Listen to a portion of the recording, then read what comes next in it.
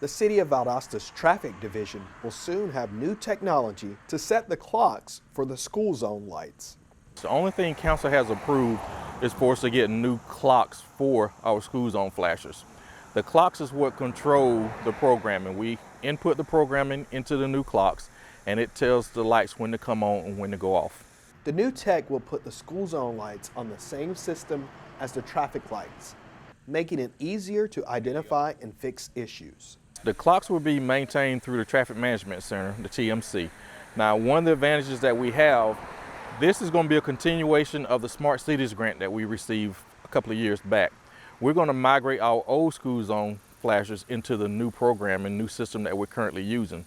So AI, applied technology, we're going to be using the same software, same technology, so we can merge it all into one. The new system will alert employees when there is an issue, giving them the ability to locate and fix it faster. So it's going to give us the same technology, the same information that our signals are giving us. So if there's a power failure, we'll get an alert. If the lights are not working properly, we'll get an alert. So we're going to get more alerts with the new system that we'll be using. And it will save the taxpayers money. So now, versus my technician having to go out in the field and check and see what's going on, we'll be able to pull it up through the glance system and see exactly what's going on inside that box. For more information, contact the engineering department. The City of Valdosta's Public Information Office is teaming again with Valdosta State University's social media class to help engage better with citizens. I think it's pretty cool because Valdosta State almost feels like a separate city from Valdosta a lot of the time. So this is the first time I've really been involved with the city of Valdosta as a student. So it's nice to feel included.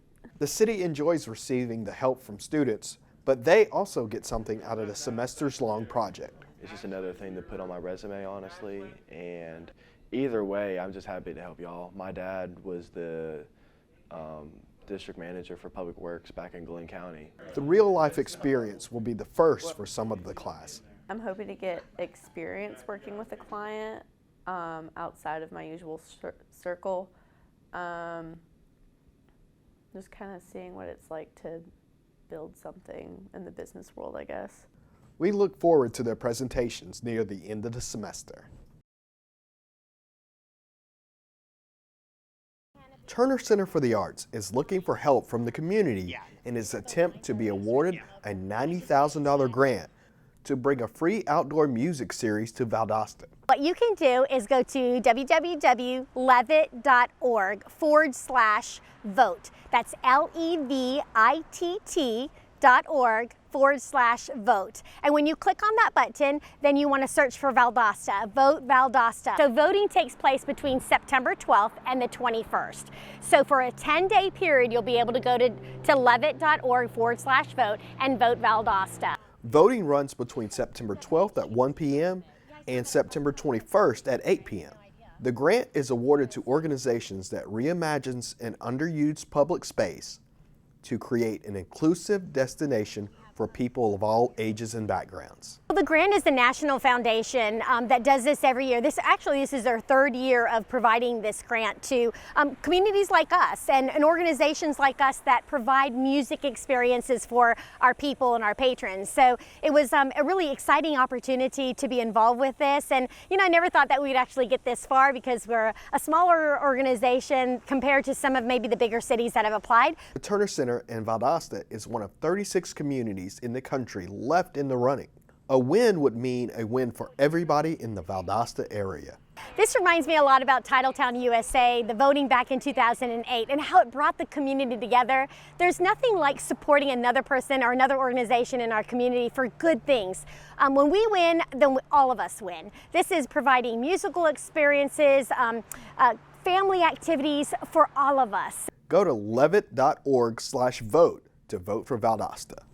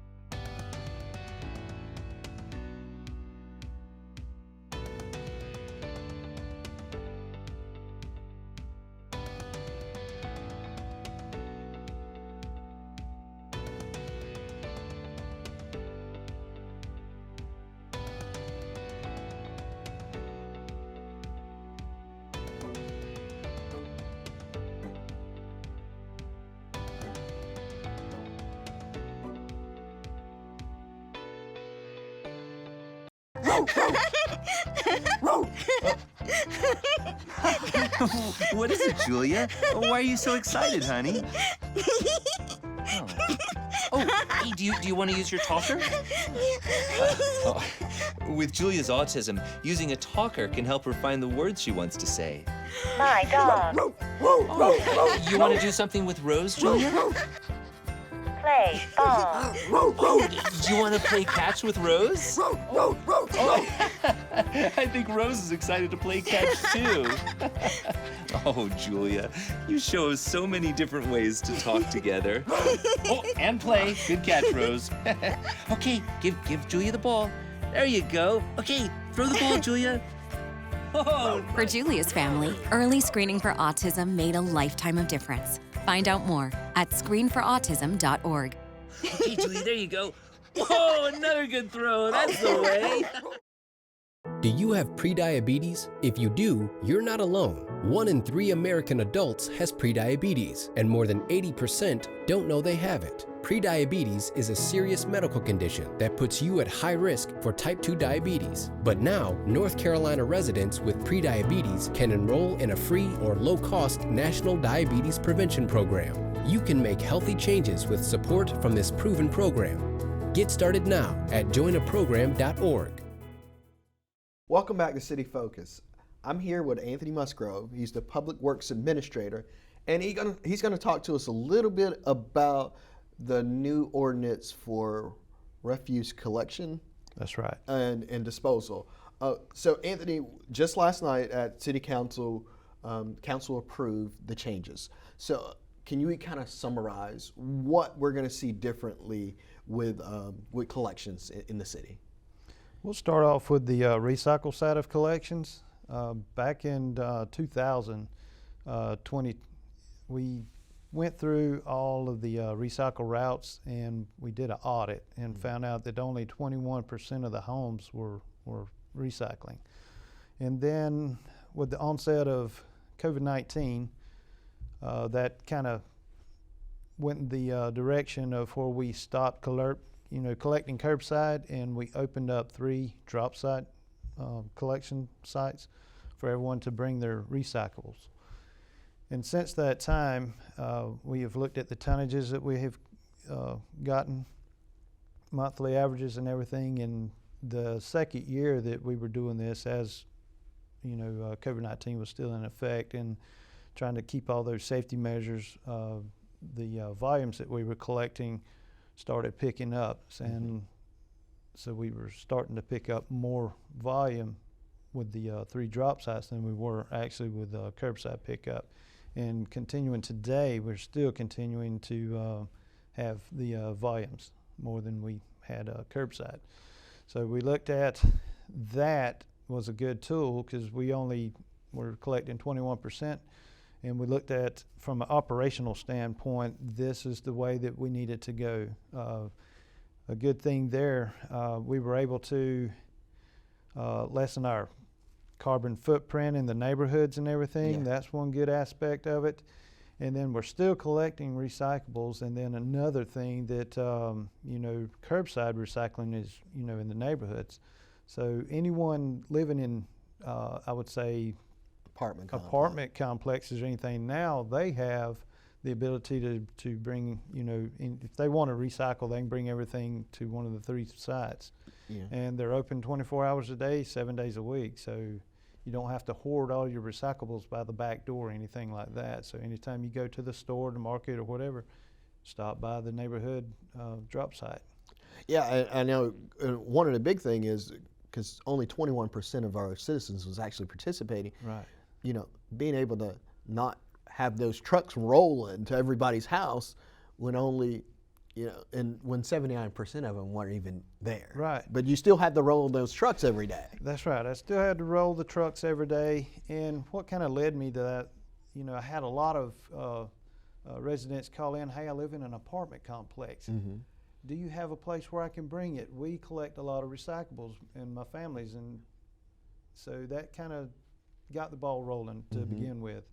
How can I service everything and you know, from an operational standpoint, you know, stay sustainable? Yeah. And so that's kind of how the audit got going there.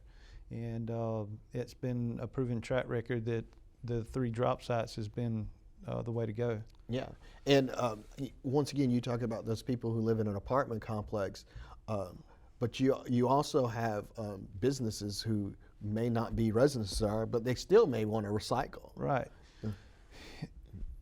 I went out and visited the 5 Points recycle drop site, and we had a fella there. He was unloading cardboard boxes, and he's works from home, and he kind of services a couple of businesses. Yeah. And so what he would do is have that there in some of the businesses around town, and he was collecting that cardboard there and bringing it to the site, because we do have trailers set up for nothing but cardboard. And so that's another great thing there, that anyone like that with a little business, they're able to do that as well. And also, I mean, now that we have those drop sites, they're open, so county residents who haven't had the luxury of being able to recycle can actually use it too. Well, the county, I believe they do have recyclable drop sites, but who's to say if someone's coming to town to shop or anything, drop something off, because it's open to the public. Okay. Now, the plan for these drop sites were in place before COVID-19 started, and it just kind of COVID kind of sped it up, and I guess ultimately, we've got the drop sites now, and we've got the cardboard only spots, and we've got now the glass only also. Right. Why did we have to move to the glass only?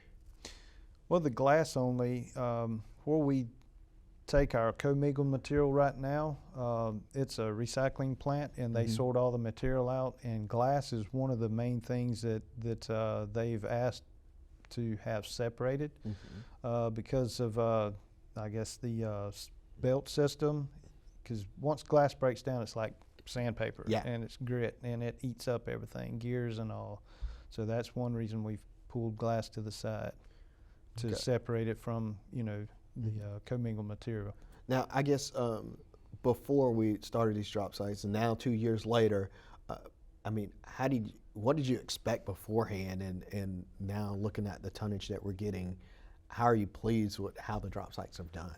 Well, I'm very pleased, because the tonnages we're able to continue to gather more tonnage, and then I'm also pleased with it because now I can reach out and offer this service to my customers that's living in apartment complexes or duplexes, and had a lot of students from VSU want to recycle, and so now they have that opportunity. So it's been a great thing to open up these drop sites.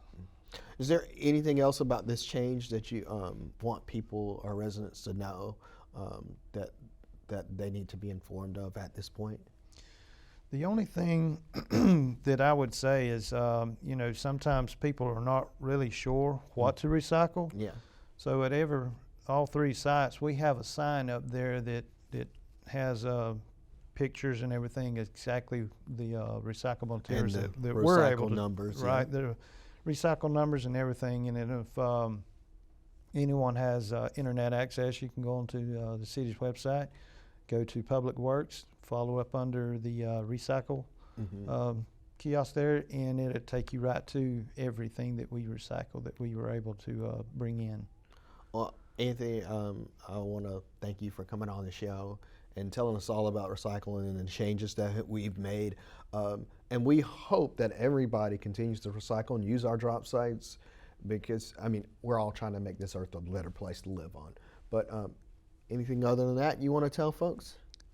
That's it. Just bring all your recyclables to one of the 3 sites, and as things grow, we are looking at a future site. And I will say how we pick the sites. I will kind of elaborate a little bit on that in case somebody wonders how we pick where the sites are.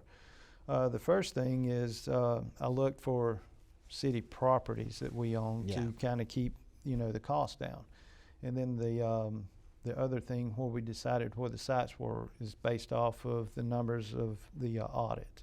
Gotcha. Where I've got the generating the most. Where the people were Right, actually where they're at. where they're actually using it. Okay. So that's how we came up with the sites. Okay, awesome. Well, Anthony, I want to thank you for coming on and Sure. teaching our citizens about the new ordinance or the change in the existing ordinance. And we'll be back here on City Focus.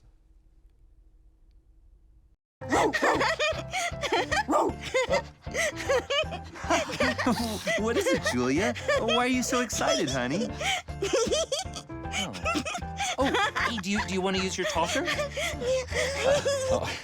With Julia's autism, using a talker can help her find the words she wants to say. My dog. You want to do something with Rose, Julia? Play ball. Do you want to play catch with Rose? I think Rose is excited to play catch too. Oh, Julia, you show us so many different ways to talk together. And play. Good catch, Rose. Okay, give Julia the ball. There you go. Okay, throw the ball, Julia. Oh. For Julia's family, early screening for autism made a lifetime of difference. Find out more at screenforautism.org. Okay, Julia, there you go. Whoa, another good throw. That's the way. Do you have prediabetes? If you do, you're not alone. 1 in 3 American adults has prediabetes, and more than 80% don't know they have it. Prediabetes is a serious medical condition that puts you at high risk for type 2 diabetes. But now, North Carolina residents with prediabetes can enroll in a free or low-cost national diabetes prevention program. You can make healthy changes with support from this proven program. Get started now at joinaprogram.org.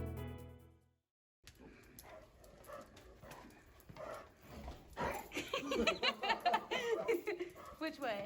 That way. That's fine.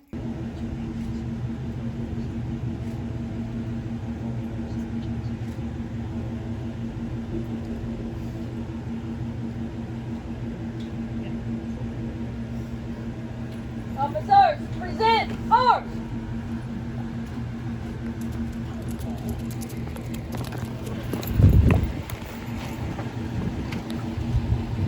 Officers, order, arms!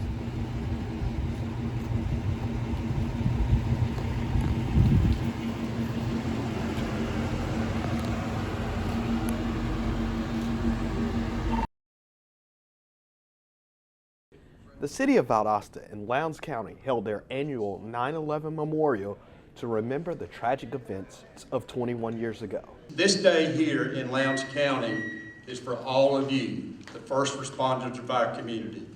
It's an honor to come together in a joint event that we do with the city of Valdosta, this year with Parks and Rec. The more we come together, the more we fight the challenges and the things that those cowards on that particular day tried to destroy in this country. Valdosta Fire Chief Brian Boutwell would like to see people unite as one, like on 9/12/2001. Love your neighbor never meant more, right? Never meant more. So I watched this morning as we interact with each other, and we walk up, we don't know whether to shake hands, fist bump. I don't know if we're okay giving a pat on the shoulder. We don't know, right?